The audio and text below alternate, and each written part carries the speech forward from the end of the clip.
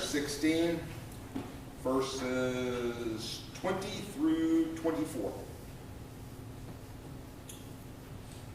I assure you that you will cry and lament, and the world will be happy. You will be sorrowful, but your sorrow will turn into joy.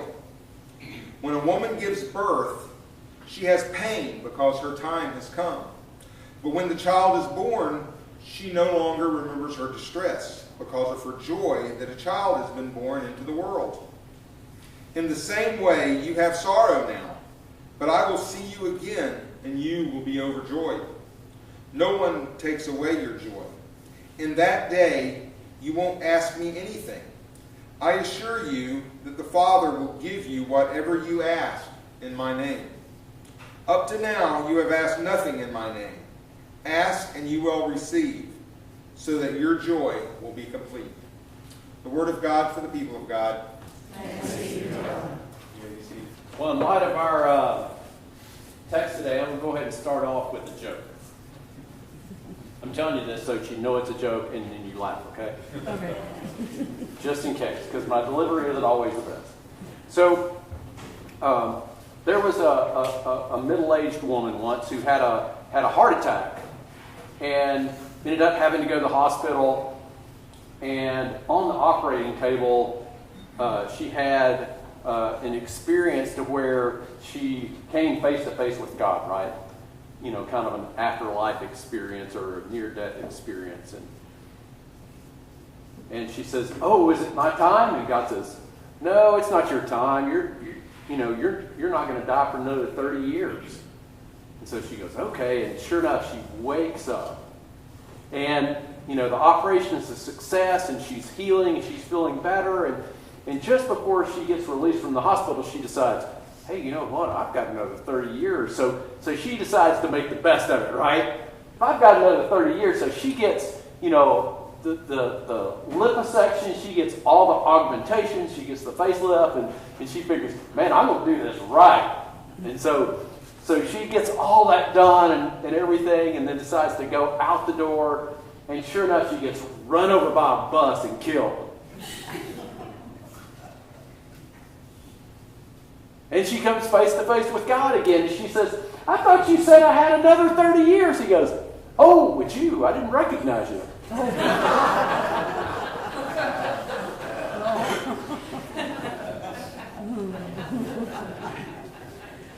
Thank you. Maybe y'all do another one day. But it's true. God recognizes us in no matter what form God sees us in, right? And no matter what shape God sees us in. Whether it's good or bad, God recognizes us and loves us. And I, as I was working on this text, many of you know that I was gone this last week on vacation, and I had a book that somebody had recommended that I'd been trying to read for a few months now. And so finally I thought, all right, I'm going to read this book. And it seemed like now is the time. As we kind of talk about this month of joy, right? As we're going through the summer of an adventure with Jesus, acceptance through Jesus, and then joy in Jesus, and then peace in Jesus in September. So as we work through this, and we're working through joy this month, and this week we were going to talk a little bit about pain and joy, right? And how the two are often connected. And sometimes in ways that are pretty unexpected, and maybe with unanticipated or unplanned results, right? It may not work out quite like we expect it to. And so this book seemed to be a good way to spend a week, and it really was the first time I'd been able to kind of read through a book in a week and forever. And so I got into this story, and the name of the book is Everything Happens for a Reason, and Other Lies That I've Loved.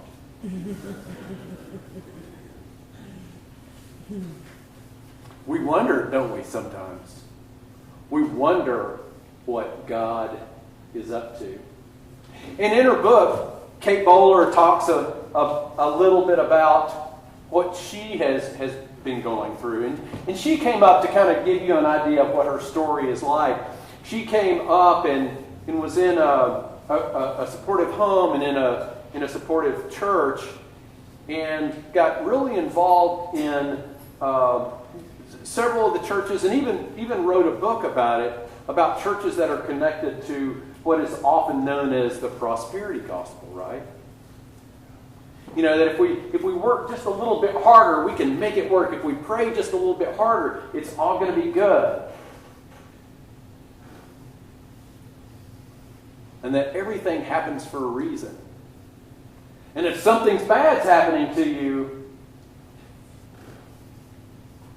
what did you do? What sin did you do? Because you're not in God's favor. That clearly if something bad's happening to you, that it's because, well, you must have deserved it. And what's that about? Because we may have even gone through this ourselves, haven't we? Where other people had said, so, what's up with you being sick? Or what's up with your suffering? What caused you to deserve that? Because everything happens for a reason, right? And as Kay kind of looked back through her life, and talking about her story a little bit as we progress through her story, she had a pretty good life. She met her husband when she was 15 years old. They were high school sweethearts, got married, were madly in love still. She had gone through and studied and was actually teaching at Duke Divinity School, was teaching Christian history at Duke Divinity School. Had one of these dream jobs that somebody with her credentials would just hope for. Now they had a little burp along the way too, but once they got settled in, now they've been trying not to have kids, right? They've been trying not to have kids because we've got to do this, we've got to do this, we've got to check all these boxes, right? Okay, we've checked all these boxes, now it's time to have a kid. But they couldn't. They kind of struggled with that, and she was wrestling with this. Well, maybe, this is happening for a reason. Maybe something else good will come out of this. And so they went through in vitro fertilization. They went through, if you've known somebody that has been through that, you know how hard that is. You know how tough that is on the person that's having it done to them. You know how hard it is on the family as they're going through this. And just the whole 9 yards. And so they went through this, and lo and behold, she became pregnant. But it was a tough pregnancy, and so she wasn't really sure. She wasn't really sure about all this. Maybe I shouldn't have had a kid after all. And then she had the pains of labor that Jesus is talking about in this text today. And then she really wasn't sure about it, right? Now maybe a few of you have been in that position yourselves. But then, after she'd given birth, they put her son Zach on her stomach. And she looked at him the first time. And she said, "It's you. It's been you all along. You are the light of my life." And so, it was complete. Her life was complete, wasn't it? It was the best life ever. And so she continued to do speaking engagements, and she continued to work towards her career goals and having these great family goals and having a wonderful, loving, supportive husband at home. Man, what could be better? Until one day she found out she had stage 4 colon cancer. Yeah. At 35 years old. And at first she thought, okay, well, we can beat this, we can get this done. And she's talking to the doctors, and the doctors are giving her the look. This doesn't look good. And so they tell her that maybe there's a teeny little percentage that you might make it past a year. But maybe not. And so we can try chemotherapy, but it probably will not work. And unless you're this slim little 3% of the people who could possibly do this experimental drug, and then to get all that set up, then I'm sorry, you're going to be out of luck. And it just so happened that she was one of those 3%. And she could receive this experimental drug. Thank God, right? And for only a little over $100,000, it could be hers. Because her insurance wasn't going to pay for it. She was a teacher. So she could easily afford that, right? You teachers in the crowd. $100,000 for a teacher. And so we know that was a struggle. And so her family even offered to kind of, hawk their houses and hawk all the other stuff that they possibly could to help her out. And she just didn't feel good about that. She tried everything that she possibly could. Being a super intelligent, smart woman with some good connections, she just couldn't make it happen. And so as a last resort, she asked some friends of hers who were seminary professors that had some connections where she was going to have treatment at Emory. They knew some people at Emory. And they said, hey, what can we do to help? And she told them, well, this is what's going on. If there's anything that you can do, that'd be great. But I don't know. I don't think it's going to happen.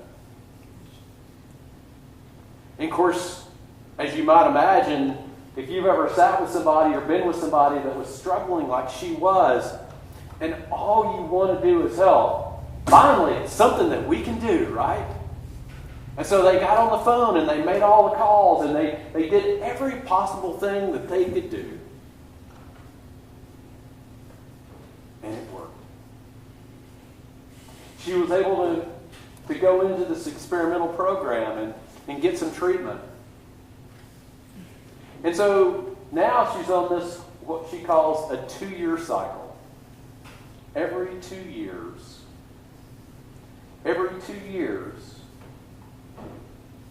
she goes back to the doctor. And they evaluate her and see how she's responding to the drugs and that sort of thing. And then tell her whether she can continue the treatment for another couple of years or not. Or whether it's not working. And tell her about how long she's got to live. So every 2 years she goes back and goes through this process. So far it's worked enough that she's continued. She's continued to work. And she is grateful for all that's been going on. But at the same time, she's questioned much of what she has heard. That everything happens for a reason. And as she's looked around and seen other people that have suffered, she questions that too, doesn't she? It's like, is that really true? Is God that mean? Or is God calling us to trust God? That God really is good, like the Bible says. That God really does want to give us healing. That God really does want to respond to us. And sometimes God does.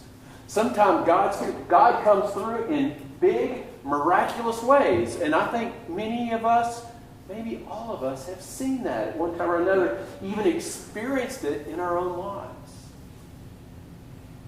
And at the same time, we've also experienced times where we've looked at that and went, what was that about? Suffering she was sitting down with her dad, and I think one of the best stories that I've heard about that, she was sitting down with her dad or her father-in-law. Since they've been together for so long, she calls him Dad now, and she says that it's a good thing. So let me read this little excerpt here, where he says that life is a series of losses. Life is a series of losses, says my father-in-law one afternoon. We were sitting outside on the patio, where I always sit now, wrapped to my eyeballs in blankets and looking up at the sky. There is something about a ceilingless world, the slow drift of clouds and the sound of birds that stave off the taste of fear. What, Dad? I love calling him Dad. He has earned it with his gentle fix-it nature and with his willingness to braid my hair on camping trips. Oh, I was just thinking about how with age it is one loss after another, he replies. Huh? He is right. With age, we slowly lose our senses and even our pleasures, our parents, and then our friends, preparing us for our own absence. It's an interesting thought.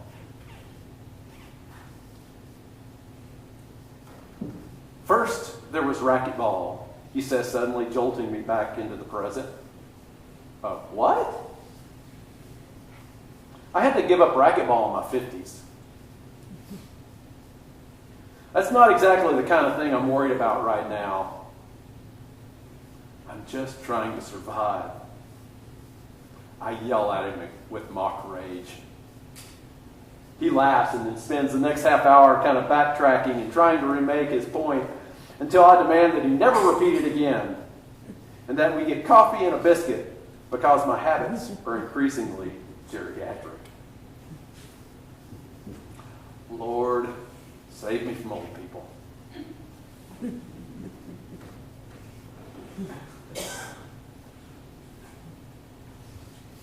But she goes through this. She goes through it and recognizes that these struggles are a way sometimes that are opportunities to draw us closer to God. That is a way that we can be drawn into God's love with each other as we sit together, as we minister to each other.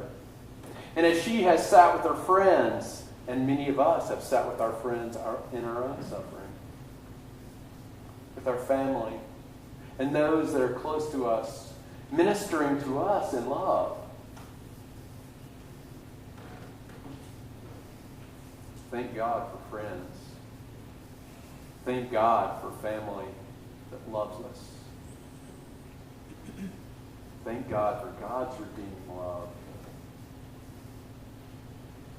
And on this last night that we heard from, as David read the text just a little while ago, Jesus tells his disciples, guys, there's going to be some suffering, but there will be joy. He reminds them that in the future there will be Easter moments. There'll be moments where they just can't imagine where they are, and they see themselves actually running away from Jesus when they promised that they would run towards him and always be with him. They find themselves in a different place than they ever imagined themselves being. And then when they see Jesus, there's joy. Jesus tells them that I am with you always, even to the ends of the age. And in your suffering, you can have joy. In your suffering, you experience sometimes love in incredibly deep ways. I remember when I was going through the beginning processes of being a pastor, and we had to take this psychological exam that was, it took an hour to take the test. And then we sent it off, and they processed it, And then they looked at it and promised not to tell anybody what I'd written down. And that was a joke.